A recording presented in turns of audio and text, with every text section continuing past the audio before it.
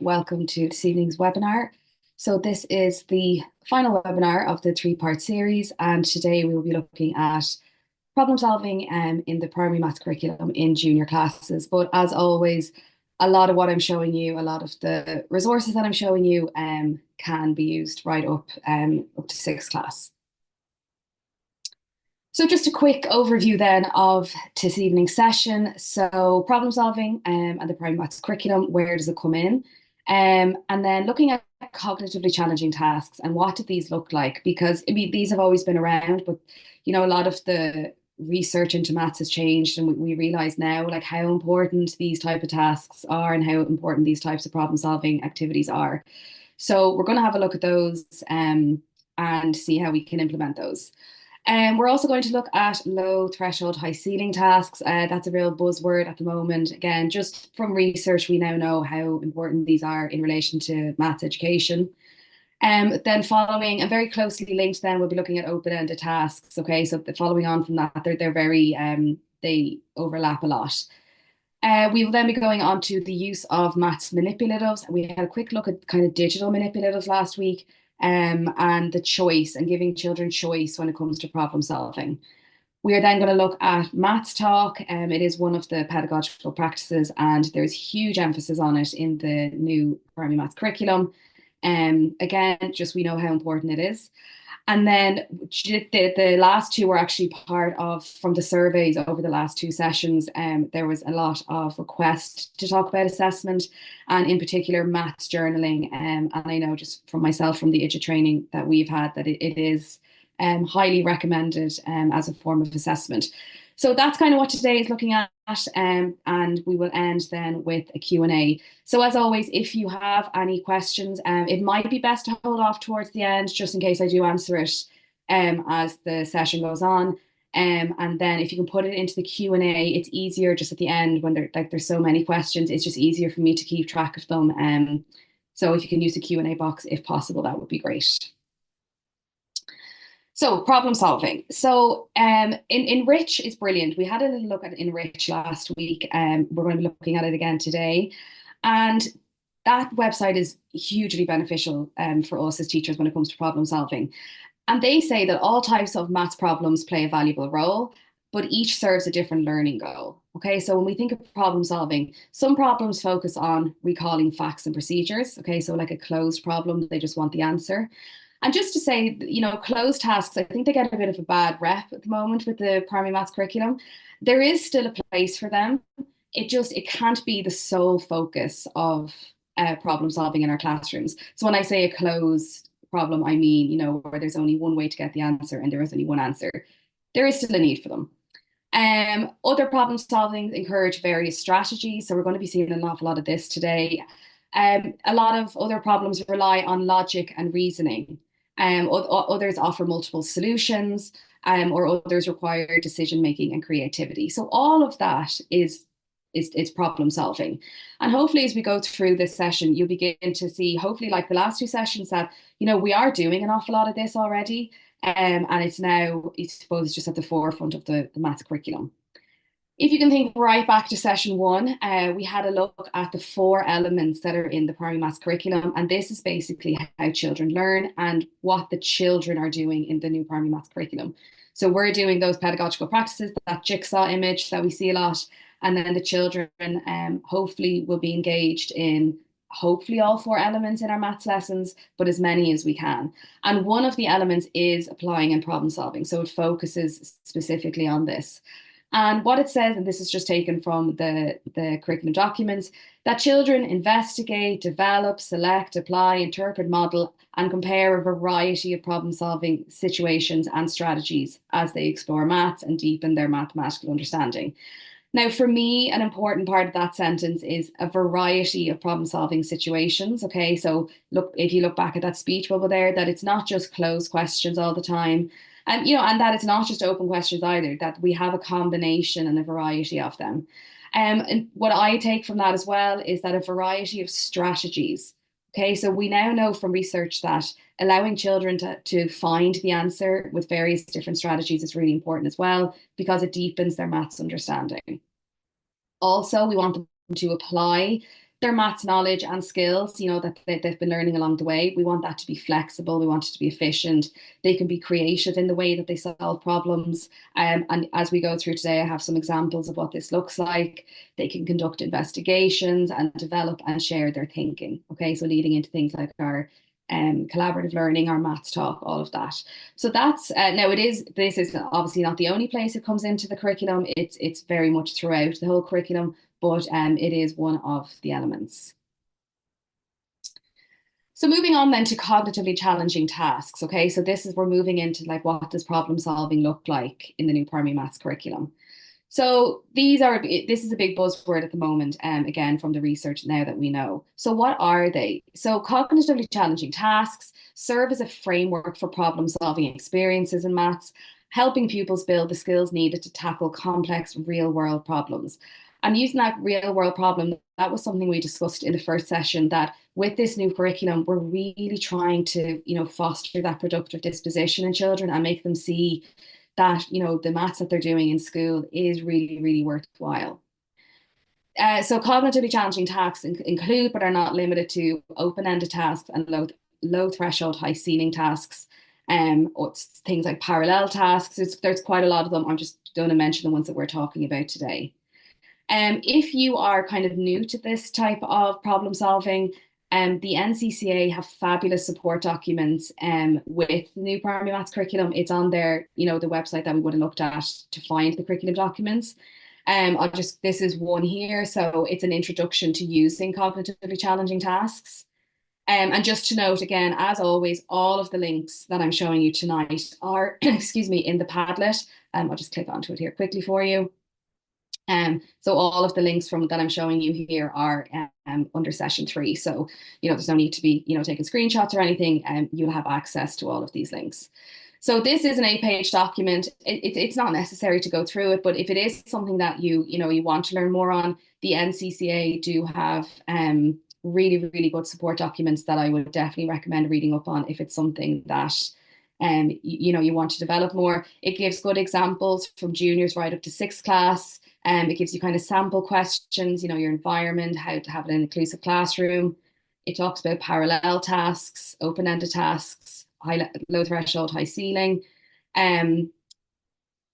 So it is good support if you're looking for that. So what do they look like then? So on the PMC website, the micromath section as well that we were looking at, they have, again, a huge amount of resources and help for us to kind of explore this further. So a cognitively challenging task should have a clear mathematical learning goal. Okay, so it's very clear to the children what they're trying to figure out. The second one is quite important there. It needs to be accessible to all children. And we're going to look at this now when we look at low threshold, high ceiling tasks. So all of the children in our classroom should be able to start this task and, access it. It should appropriately stretch a child's conceptual understanding. So from the children that, who maybe are struggling to the child who is really kind of high achieving in maths, it should stretch both of their thinking, and they should both have a bit of resilience and resistance with it. And they should have more than one solution, okay, so that there's more than one answer or there's more than one solution pathway. Okay, so in other words, there's a couple of different ways for them to get the answer. So ideally, it would have both of those, but it's absolutely fine to have just, a different solution or a different way to get it. When we are talking about problem solving in the curriculum, there's our 5 pedagogical practices. We're talking about these 3. Hopefully, if you think back to last session with playfulness, you think of all the ways that we looked at how to incorporate play, that the problem solving would be incorporated through those playful activities. But we're using maths talk, we're emphasizing mathematical modeling, which I'll be talking about, using cognitively challenging tasks. And then in the middle, we are always trying to promote this productive disposition towards maths, this positive attitude, this confidence in maths. So low threshold, high ceiling tasks, again, big buzzword at the moment. They've always been around. We now see, I suppose, the importance of them. So what are they? So this is kind of the phrase that would be associated with these. It's that they're tasks where everyone can get started and everyone can get stuck. I think back then to our checklist that we had. Okay, so it means that it's accessible to all of the children in your class. So why are they so important? Like, why are they so, prevalent now? They're believed to help develop our pupils into competent and confident mathematicians because these type of tasks allow our pupils to show us what they can do rather than what they can't. And then it works kind of the opposite for us as teachers. We're very much able to see what they can do, but also as the teachers in the room, we can see what they can't do. But it's mainly only obvious to us. So that's why they are so prevalent. If you are new to this, and again similar to the cognitively challenging task, you want to learn a little bit more about this. Again, and I have this linked in the Padlet. The Enrich website is brilliant if you're all things problem solving. And part of the Enrich website is that they actually have like a research team and articles published. And they'd be very reputable source. And they have fabulous articles on low threshold, high ceiling tasks. And I think this particular article, which is on the Padlet, I think it explains it really well, and it gives very good examples of how this can be implemented into your classroom. And then there's kind of links here, and it gives you, which we're going to be looking at anyway, it gives you great ideas for how to get these into your classroom. Okay, so these are a very good example of cognitively challenging tasks. So what makes a low threshold, high ceiling task? It needs to be mathematically accessible for everyone. So again, you can see the link back to the cognitively challenging task that we just looked at. You can see how these are all interlinked. Everyone can potentially reach a point where they don't immediately know what to do next. And everyone can start to develop their resilience. So this resilience in maths is becoming very important. And we're beginning to see that we need that bit of resilience in maths with children because they need to be able to get stuck, but be confident that they can, get their way out of it. And all pupils in the room are on the same task. So that's really, really important that everyone is on the same task. So what do they look like then? So this is always, great in theory, and I'm always saying this, but then I'm like, what does this actually look like to me when I have, 25, 30 kids in a class? So if you are following the Mighty Maths program, we have them throughout the books, okay? So this is an example, and I know you all have access to Gill Explore as well at the moment. This first one here with the rocket, this challenge, this is taken from the fractions section of the Mighty Maths First Class book. This particular, so I'm the author of the first class book. So this particular problem I had actually done, I had first class for a few years before I wrote that particular book. And I had actually done this particular low threshold, high ceiling task with a class. We had done it on A4 sheets. And so the challenge is half of the flowers in a garden are red. What do you think this garden might look like? Okay, so first of all, it's cognitively challenging because there's more than one answer and there's more than one way to get there. Okay. So in my class, that particular class that I did this with, I had, like all classes, I had a very, ranging abilities of maths. This was from the 1999 curriculum, obviously. And at the time, they were only doing half of numbers up to 20. I had children who were still struggling to count to 20, and then, we're trying to introduce fractions. And then, as I'm sure we can all relate to, I had children on the other end who were able to tell me half of numbers to 500. So what did this task look like then in my class? So the children who were really struggling, and I would have handed them out, manipulatives to do this, whiteboards to do to model it for them to model it. So the children who were really struggling, they were all able to get started because they said, well, you know what, I'm going to have 4 flowers in my garden and 2 of them are red. So they were, and that was absolutely correct. Okay, that was absolutely a correct answer. Some of the children were able to go maybe up to 30. And then I had children on the other end who, I think we can all relate, when children are good at maths and they want to do all the numbers have to be really big all the time. And I had one particular child who he was just very gifted at number more so than maths. He just had this fabulous ability to see how numbers connected. And he wanted to do, it was something like 100 flowers or 200. It was something that was never going to fit in the page. And so he kind of got stuck at this stage because I said, well, like, how are you going to do that? And he was adamant this is what he was going to do. So I just introduced him to the concept of the key. And I said, well, what you could do is you could say, well, 1 flower on a page is equal to 10 flowers. So every time I look at your picture and I can see, okay, well, there's 1 flower, that means there's 10 flowers, there's 2 flowers, that means there's 20, and so on. So he was really challenged in that because this was a new concept to him. And anyway, he ended up doing his, I think he put 10 flowers or 20 flowers and half of them were red and he was delighted with himself. But you can just see that they were all on the same task and they all got there in the end. Okay. So even the children who drew 4 flowers, they were as correct as the children, as that child who did 100 or 200 flowers. Um, and there's various ways. And so they, like I said, they would have whiteboards, they would have manipulatives when they're doing this as well, and lots of rich discussion. Enrich is great for these. A lovely activity. This is a lovely activity if you've done it yet. If you haven't, it's a popular one. It's called Sort the Street. And this how Enrich works. I know we did look at this last week, but I'm aware that there might be people on this who weren't on the previous webinar. How Enrich works is it gives you a problem. It tells you then how to get started. So it kind of gives us as teachers, if you have a class, you're kind of going, I don't know how to start this lesson. It gives you some kind of pointer questions for them. And not all, but the majority of their problems have these student solutions. Okay, so now obviously for something like this is geared at junior classes, but some of the problems do get quite complex up the senior end, and it's lovely for them to see other student solutions. And then for us as teachers to kind of see, okay, where are they looking to go with this? And then they also have a teacher resource section, bit of a background on what kind of problem this is, and then key questions, possible extensions, possible support. Um, but this is a lovely one. So you can print it out, and you can also have it displayed on the board. So there's a PDF, I think it's on the teacher resources. Yeah, see if you click that PDF, it opens it up. So when I'm doing this, I print it off. I normally get them to do this in pairs or groups, and they have these 9 houses cut out.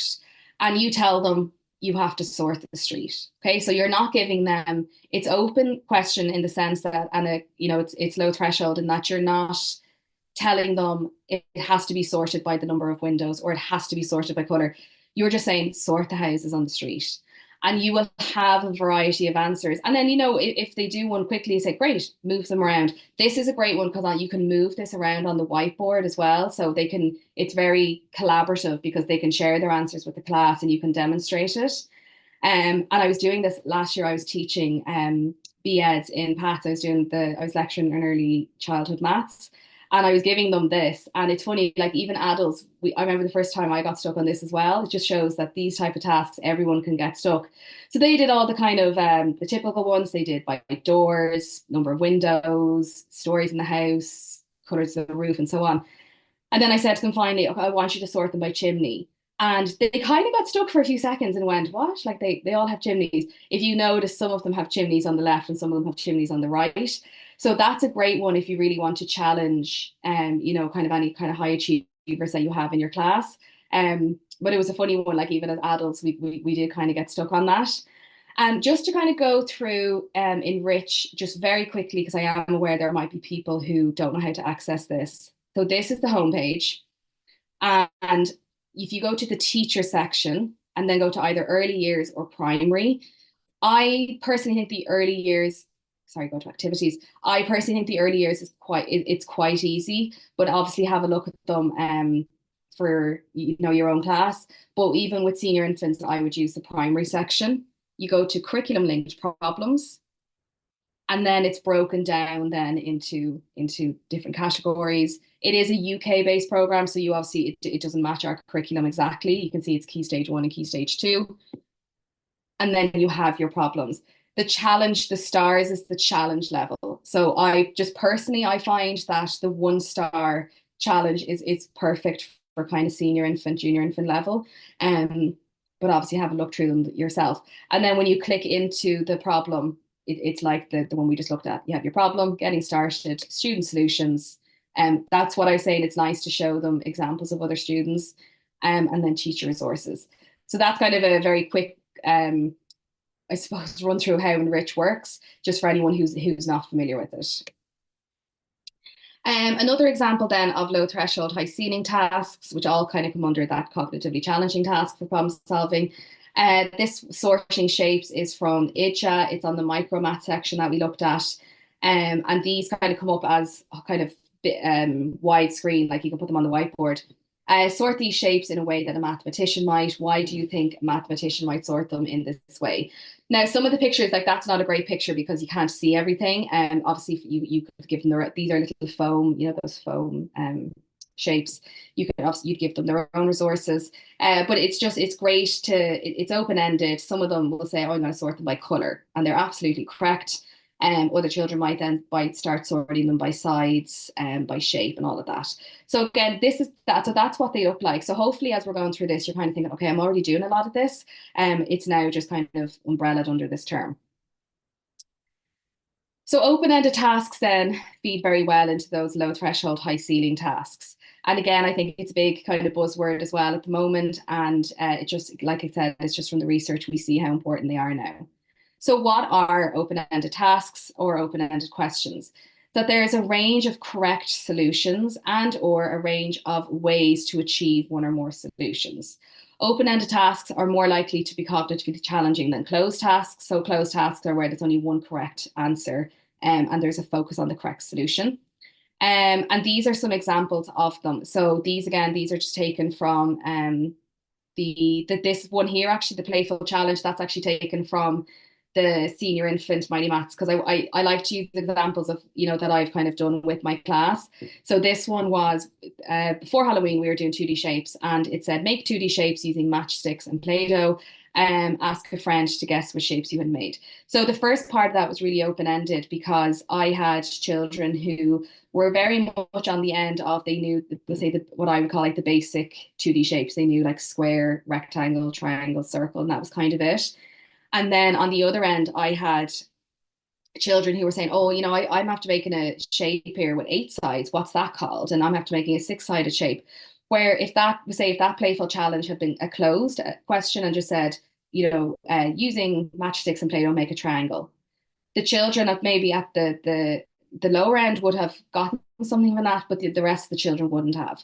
Where there was a lot of discussion around this playful challenge, and I was like, oh, introduce them towards like pentagon and hexagon and all of that, and it just meant that everybody in the class got something out of that. Another one, this challenge here is from the first class Mighty Maths. This is just in their pupil book. So some of the cards are missing their dots. So there's 3 cards there. Can you make the 3 cards add up to 15? Okay, so it's open-ended because it's open-ended in terms of the strategy to get the right answer, but there is only one correct answer. The answer has to be 15. Okay, so there doesn't always have to be lots of different correct answers. This one is very much focusing on a different kind of pathway. Fill in the dots, write your sum. Remember that 0 is a number 2. Okay, so lots of talk and discussion. You might have children who will just say, I'm going to do 5, 5, and 5. And they absolutely are correct. And you'll have children who will, maybe using their counters, they will look at different ways to explore this. And they can do this on whiteboards and then fill it in the book if you wanted to. But you can just see it's very open-ended and there's lots of work, there's lots of scope there for different answers, for different solutions and collaborative work.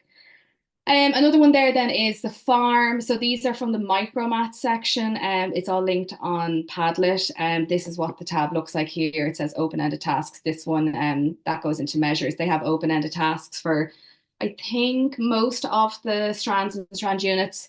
I'll show it to you here actually. And these are great because you can kind of just adapt them. Okay, it gives you a little bit of a obviously information on open-ended tasks. And then it gives you something. So these are great because you can display them on the board. So you live next to a farm. When you look out the window one morning, you see 14 legs. What did you see? Okay, so lots of discussion there. Lots of, okay, again, it has to be 14. 14 has to be the answer. But there's lots of different ways for them to get to 14. Obviously, you could adapt that number 14 depending on your class. It could be, if you junior infants, it could be 10 legs. You could obviously adapt that to a much higher number if you had senior classes as well. This one on IDGA goes right up to 6th class. So if you are looking for these type of resources up to 6th class, there's a lot more on these. So you just scroll down and again, you can just obviously change them yourself. They're not editable, but you could change them yourself. But they're all great examples of open-ended problems. So just I don't normally kind of promote books, but I actually have it here with me because this is a I don't know if you can see that, but it is a fabulous book. It's this one here. It's Good Questions for Maths Teaching. I got this book back in when I was doing my B.Ed. I did my elective in maths, and we were given this book or asked about this book about kind of good questions and open-ended questions, and I just use it all the time. And now it's right. It's an American book, but it's right. It's really, really adaptable for any type of curriculum. And they basically suggest that there's two ways to make open-ended tasks. Because sometimes, you might be doing a topic in your book, or you might be doing, and you think, oh, I don't know how to make this open-ended. So the first one they say, and the two methods are very, they're very similar. They say work backwards. So choose a topic, find or think of a closed task, and then change the task or question to include the answer. Okay, so here's an example. So addition is the topic. Will say I'm have to opening my book and I can see that there's a load of closed tasks and I only want some of them to be closed tasks. So one of them is 3 plus 4. Okay, there's only one answer. It's not going to challenge a huge amount of children in your class. So change that to two numbers are added together to make 7. What could these numbers be? So it's much more open. There's going to be much more, maths going on there than just answering that straight away. The second method that they suggest in this book is to change the question. Okay, now these are very, very similar. So choose a topic, find and think of a closed question as opposed to a closed task, and then change it to an open-ended question. So an example is the topic is shapes. The closed question is how many sides in a triangle? Okay, so there is only one answer to that. Instead, change it to tell me everything you know about triangles. Okay. And I did this particular one with my senior infants when we were doing 2D shapes. And it was a great example as well of maths talk. And I was able to see a lot of their misunderstandings because they were telling me things about, they kept saying, oh, you can have an upside down triangle. And, I said, oh, what's that? And they drew an upside down triangle. And it was great then for me to be able to, change their maths talk and say, well, it's just a triangle. And it was great for me to see those kind of misconceptions they had, where if I had just said how many sides in a triangle, they would have said 3, and we probably wouldn't have got to that, point about those non-prototypical triangles. Obviously, are those closed questions important? Yes, of course they are, and we need to ask those questions too, but just to not have all of our questions and all of our tasks like that. This particular book, if you are, it's not necessary now to buy it, but it's just, I know maybe some people here, I always love finding a good buy like this. What I particularly like about this book is it's broken into kind of 5, similar enough to our strands, and then it's broken into like kindergarten to 6th grade. And it is quite similar to our curriculum. So here's an example of one because it gives you little pointers for the teacher. So one of them says, this is on 3D shapes, and this is under the kindergarten section. And it says, in my hand, I have an object that is able to roll. What might it be? And then it just gives you kind of pointers here. It just says, make sure that children realize that a ball is not the only shape you can roll. And you could provide a variety of objects for them to try. And then so it is great. I think I was looking at it recently. I think it is still available to buy. It might be somewhere maybe like Amazon though. And I think I don't think that's the newest edition, the picture I have. But if you're interested in this area, it is something to look at. So examples then in the classroom. That whiteboard there in the middle, that was just taken from my current class. We had the answer is 3. What could the question be? So they were working then in pairs and they had their maths tools. So they had like their whiteboards, their counters, and then I just recorded it on the board for them. So you can see here, like they had, oh, I have 2 counters and 1 counter. How many counters altogether? Cubes. I liked the dice one. They had a dice in their maths toolbox. And their question was, what number did I roll? And they were showing me that side. So I loved that. And I loved the Ireland flag. Their question was, how many colours on the Ireland flag? And obviously the answer is 3. So again, it just shows that there's loads of maths talk going on in that as well. And you can see how closely linked they all are. Again, these are just because you all have access to Gill Explore. And I know an awful lot of people on the call are using Mighty Maths. These are how to find them throughout the book. So any kind of with these challenges here, the playful challenges, problem solving are in the pink boxes in the pupil books. So here's this pink one down here is from the junior infant book.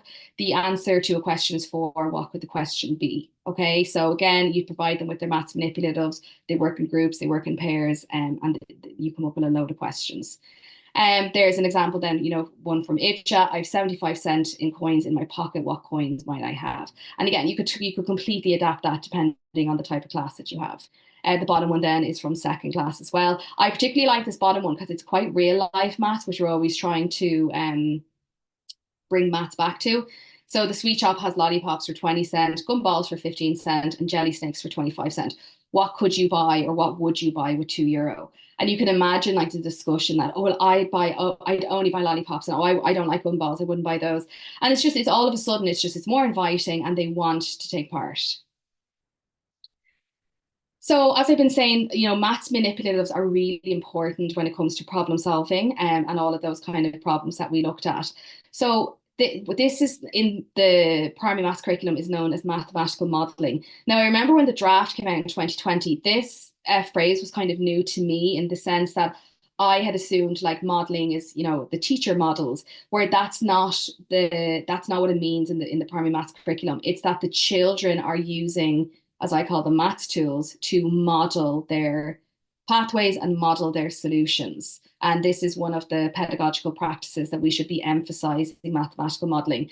Now, you will have to obviously model how to use the resources, but we want them modeling their maths as much as possible.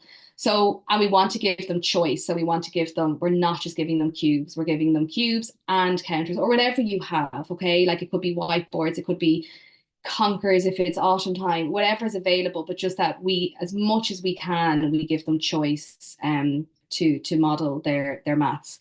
So why is it important? So we want them to create models that they can manipulate so that they're able to move around and that they can test out. So if I say, oh, okay, well, how do you know that's right? So they can actually test it out, that they can move the counters around or they can move on, show me on their number line or whatever it might be.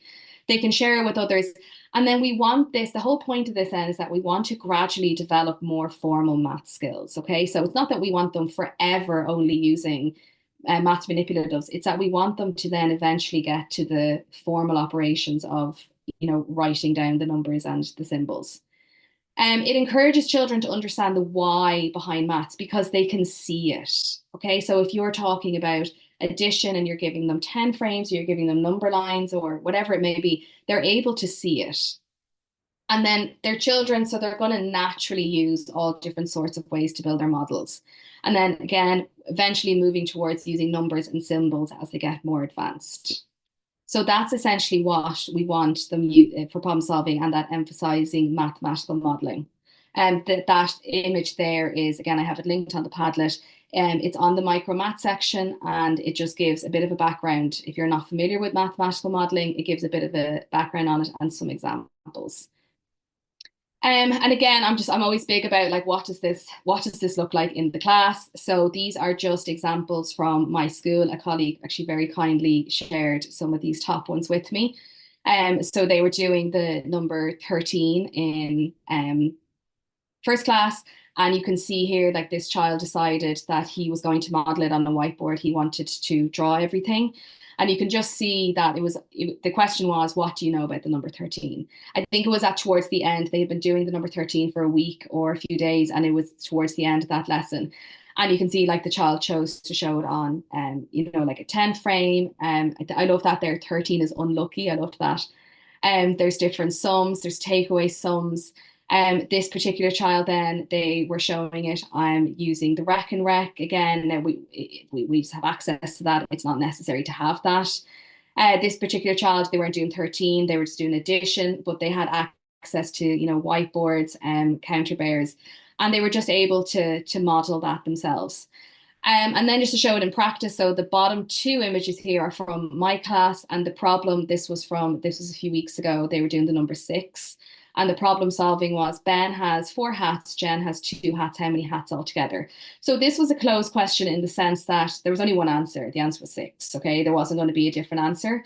But I had to obviously model for them how to use these resources, but they were given a choice. And that was really, it was very interesting for me as a teacher to see the choices that they made. So they did it in pairs. So this particular group, they decided that they were going to draw Ben, draw Jen, and they're going to draw their hats. Now I helped them, with this sum down at the bottom.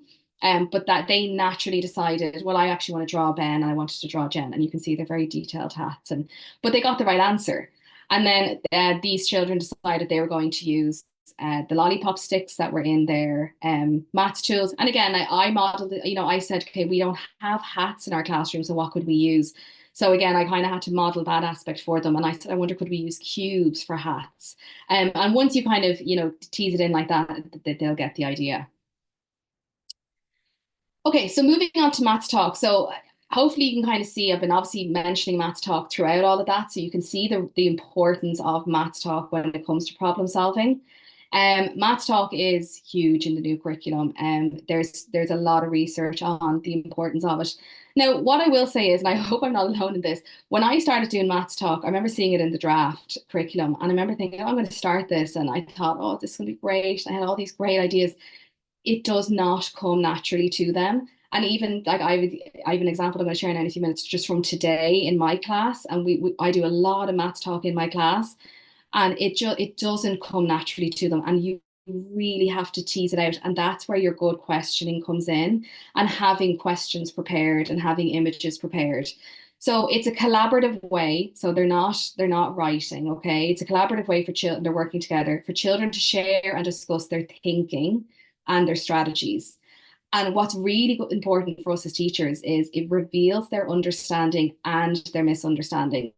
So the example that I was going to give you, so we are doing length at the moment in my class, and in the Mighty Maths, there's this lovely, lovely image at the top, and it has a giraffe, and is it a giraffe, a zebra, and a penguin, and it has them at, at different heights. And it was all about the words taller and shorter. And there's kind of prompts. I was reading the prompts from the teacher resource book for it, but they kept saying bigger and smaller. And for me as the teacher, like that was such a clear indication of their misunderstanding. And they just didn't have that vocabulary naturally. And even when we were doing the games and they had to read like or figure out was it shorter or taller, they kept saying bigger and smaller. So I just know for me, I have to keep teasing out those questions. But just to be aware, because I was not aware the first time I did it, it just doesn't come that naturally to them. And these are just some examples of what it looks like. So if you are doing Mighty Maths, these are in the pupil book. This first one was from a shape and space one. And so is this. Are some 3D shapes better for building than others? Why? Now they are true. I just have the junior and senior infants there, but they are all the way up to the second class book, and they will be in the senior end. If Maths Talk is something that you want to learn a bit more on, I do have this link in the Padlet. The NCCA again have a brilliant introduction to Maths Talk and how to introduce it in your classroom. And then on the Micro Maths website, this is lovely as well. So if you don't have a maths program at the moment where it is readily available, and these are lovely sentence stems. Okay, so you could either print these off around the class, or you could just have them yourself as prompts as a teacher. But you really do. And if you're like me and you did find it difficult to please share that as well, because it's not something that I personally feel comes really natural to them, and we really have to teach it. So giving them these kind of sentence stems is lovely. So they are on the IDGE website. And then this Rhonda's 4 Freedoms, I'm not going to go into this now just because of time.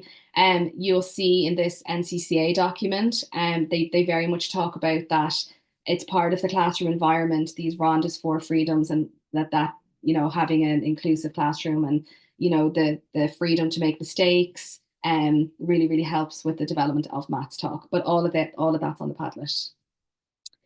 So what does it look like then? So it looks like this as well, but then what else can it look like? So some examples of math talk are things like always, sometimes, never. And you've probably seen these if you have had your IDGE training, you'd probably be familiar with a lot of this. These are great because you give them statements and they have to decide if their statements are always true, if they're sometimes true, or they're never true. And again, I remember doing a sample with this with first class last year. I was in a class helping, and I had this fabulous lesson made, and I think was it shapes I did it with, and again, it just didn't go. Like you really had to teach them how to use that math talk and reason and explain their thinking. So some examples. So this is from the micro math section again, and I know I keep going on about micro maths, but it is like it is a fabulous website if you don't have these resources available. This one here, so always, sometimes, never, and so you give them a statement. Breakfast is eaten in the morning. Is that always true, sometimes true, or never true? And it's just about trying to, I always say, think back to our oral language where we're always trying to tease out those words and that vocabulary. It's the same in maths. Um, if you are using Mighty Maths, they are in the first class and the second class books. We do have an option for them to be a written answer if you want, but they don't have to be. Um, but that's an example of them as well. But they are on IDGE as well. Another example of maths talk is would you rather questions. So learners are given a question with two choices, starting with would you rather. They talk about both options, and that's a really important part of it. They have to talk about both. Pick one they prefer and explain why. So it's back to that kind of reasoning. Every answer is correct as long as they can give a reason for their choice. Okay, so one from the first class maths talk there. This is from the seasons. They're learning the seasons. Would you rather swim in the sea in July or swim in the sea in November? And obviously, you're kind of hoping there that they'll make the connection that July is part of the season of summer and that November is part of winter, and that's kind of the link you're going for. Obviously, you'll get lots of different answers, and all are correct. And these are just examples again from, I'm not going to click into it, but there's loads of examples here from the micromaths on IDGE. And again, they go right up to sixth class. And as always, you can always vary these depending on the class level you have. This is one from second class, Mighty Maths. Would Tom rather share the first bag with Anna or have the second bag all to himself? I think Tom would rather that. So it's all about the discussion. It's not like we have obviously options for the writing, but it's much more about the discussion that's taking place about the fractions or whatever operation it is there. So then Mighty Maths and problem solving. So we have STEM challenges throughout the first and second class pupil books. And then we also have this STAR strategy throughout the first. We introduce it in junior and senior infants, but it's not in the textbooks until first and second class. And it's STARS, so they have to sort through the problem, think about the problem, act it out. So that's the kind of mathematical modeling, and then review and share. That's if you are looking for kind of a problem solving strategy. We also have in tutorials, we have 5 tutorials in first class and 5 tutorials in second class. More so on, as I would kind of call them, the tricky topics. So we have one on mathematical modeling, we have what is the stars, we have fractions, addition with regrouping, money, they're all in first class. And then you can see the list there for second class. So while you have access to Gill Explore, I would definitely recommend looking at these, whichever, if you do have access to the first and second class, depending on your level. So I'll just show you quickly. I'm conscious of the time now. I'm going to fly through these. So you go through, I'll show you one on the first class. So filter, I know it off the top of my head now that it's unit 8 because I saw it there. And then you go into your digital library, and it is the tutorial. Now, just because of time, I'm not going to share the sound. I'm just going to talk over it while you see it. So you can obviously change it to big screen or to full screen, big screen, full screen. Today we are learning about half. I can hear that. And then it kind of goes on. These two children are looking at what half looks like, and it goes through like how you write half, and then it goes through. I think they're sharing these apples, how to share apples in half. Then they do it with gold coins. and then they eventually end up sharing cookies in half. So we have those tutorials for first and second class. I did also on the Padlet, I did also attach this PDF for anyone who does have access to first and second class, and you can have a look at them. But they are lovely. They're about 2 to 3 minutes each. So very quickly then moving on to assessment.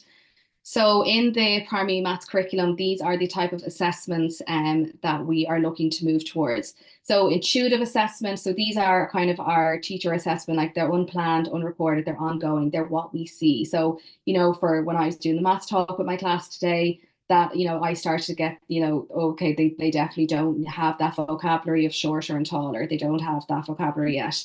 Planned interactions then they're more visible, they may be recorded, and they're related to the learning outcome. So examples are asking the children to construct a concept map or talking to a child about what they're doing. And then assessment events. So these are obviously very obvious. Children are normally very aware that they're being assessed. So these are our tests or quizzes, as we may call them.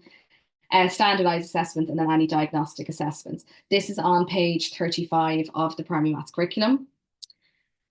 And then just to finish up then with maths journaling, because this was a big request. So maths journals obviously are being highly recommended by IDGA as a form of assessment. So what are they? So they can be anything. They can be a copybook, they can be a digital tool, they can be a physical or a digital portfolio. They can be whatever you want them to be. But they record, the children record their learning. So we don't have much of an input in them. Like we don't you look at them and you ask the children to tell you what's in them. They could include writing, drawing, photos, audio, if it's, digital portfolio.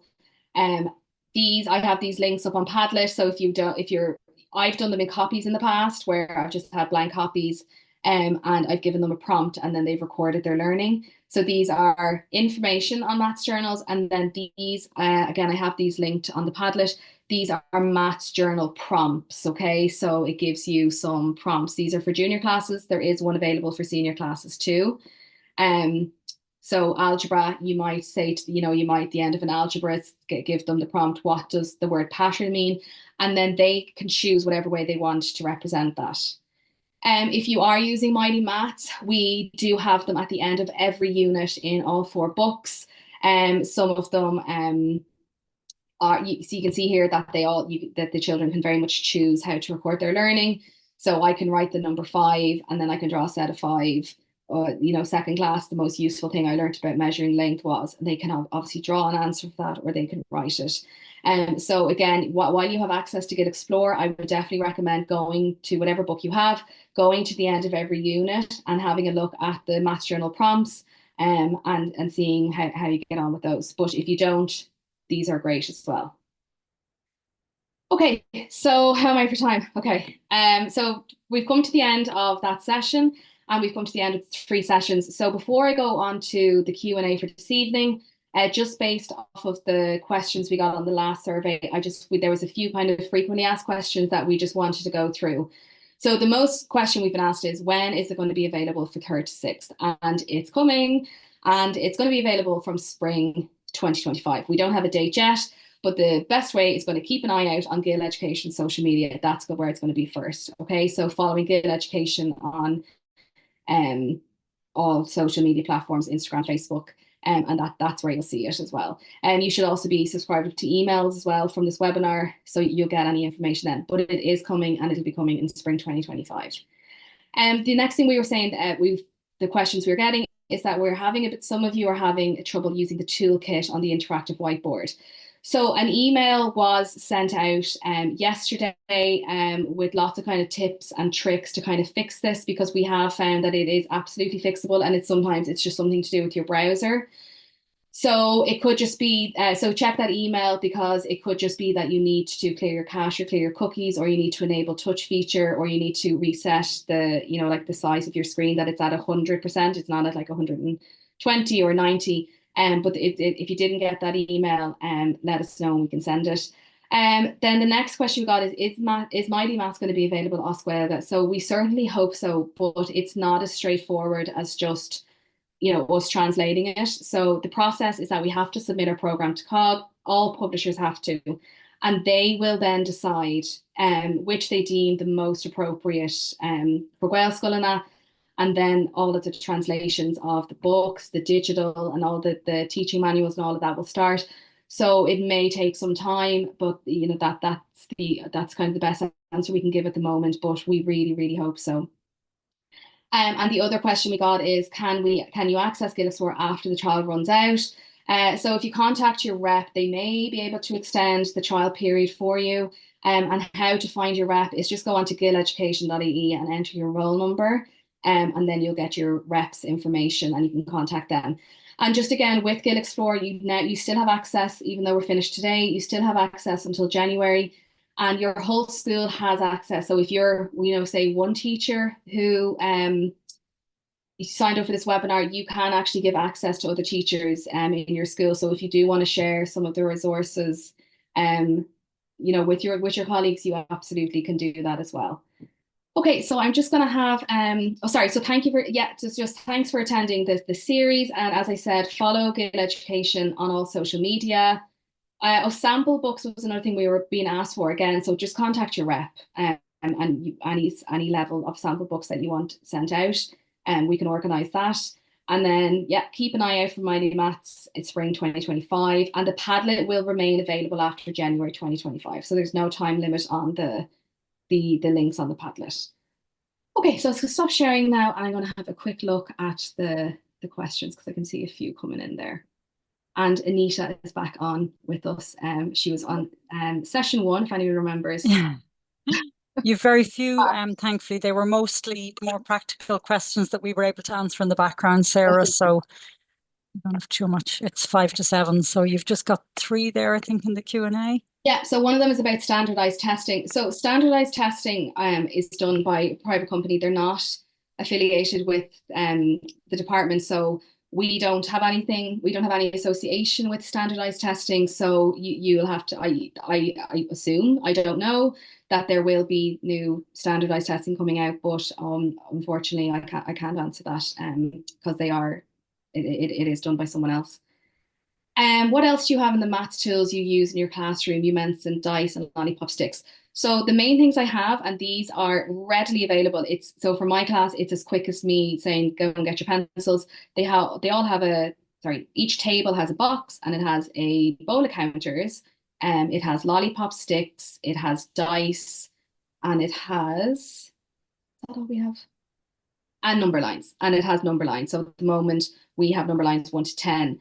And they have whiteboard markers and little mini whiteboards. So that's what I have. That's what's readily available in my school. But it's whatever you have. And then I'll have, like, it wouldn't be in their maths tool box, but I'd have stuff like 10 frames that they, laminated that we would use, Play-Doh things, Play-Doh tools and things, or Play-Doh mats for numbers. And here I have maths as a role responsibility. Can I add the other levels to my account on Gill Explore?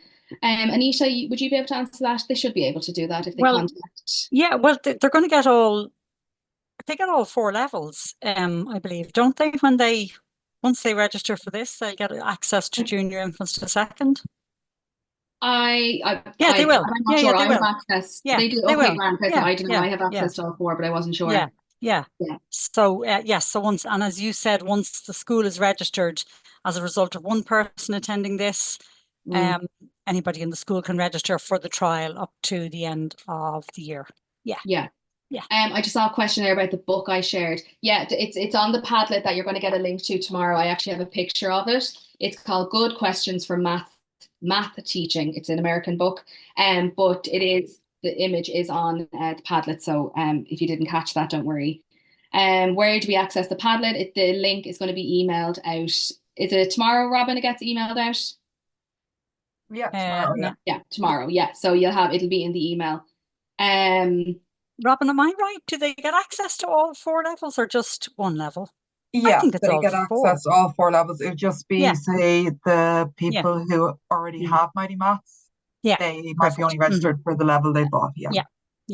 I'm just going to go and see if I miss anything else here, but I think, will we be sent the slides? No, just the recording, but you can, I suppose, like you can pause the recording as I'm going through the slides on it. So I suppose technically, but no, we don't send the slides out.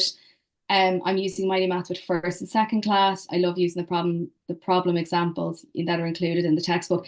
Yeah, that was a really big thing for us as authors. We kind of wanted everything in the book. So for us, it's a really interactive book. Like we said, like, do we want the maths talk separate or do we want it in and it's because it's in the book, it just turns out that it's a really, really interactive book. So we love it too. Enrich, yeah, we have that. If you search the book, if you so great. Someone said if you search this book, it's available as a PDF. So if you get that in the Padlet, someone said it's available as PDF. I think. Can I just step in with one more thing? Yes, so just that issue about the access to 4 levels. So yes, when you register in Gill Explore, we'll ask what class you're teaching. But if you are registering for the trial access, I think you can put the 4 levels on it. But if you've adopted it, you'll only get access to the level that you have adopted for, if that makes sense. But yeah. I think I can see you answer all the rest of them. Yeah. The Padlet link, Robin, can I just double check? That is in the follow-up email, isn't it? Yeah, it is, yeah. Yeah, somebody seems to think they haven't received it. So we might get back to you separately. I'll just type an answer to that person, actually. To Gabrielle, we'll get back to you separately on that. Yeah, and if there are, like, if there is something that you want to double check, you can email. Is it Robin? It's your email. They're going to. Yeah, I'll put it into the chat now. Yeah, and then Robin can get on to me, like if she's not sure the answer. So if there is something that, or even if there's something that I've missed on the Padlet, let me know. But I'll go through the slides again and just double check. But there should be and you have access to the Padlet resources from session 1, session 2, and session 3. So even if you miss the last 2 sessions, you'll have access to all of it. Okay, I think that's it. Are there more? The book, yeah, I've answered all of those. Okay, well, I'm going to leave it at that because it is 7 o'clock, so I don't want to keep any longer. But Robin has just put her email in there. So please take that if there's anything else, and even if it comes to you tomorrow or the weekend, pop an email and we will do our absolute best to get back to you. So I just want to say thank you so much for attending. It was brilliant to kind of interact and see so much positive feedback for the programme and for the new curriculum. So thank you very much. And a survey will be sent out again after this. So if there are any future webinars that you would like to see in the new year, please let us know. And I suppose if there's a demand for it, I know there's obviously senior end coming out. So if there is a demand for it, we'll absolutely see what we can do. Absolutely. Okay. Well done, Sarah. Hugely interesting. Hard to concentrate on work when all that really interesting stuff is coming out about chimneys and bigger and smaller. Thanks, everybody. Thank you.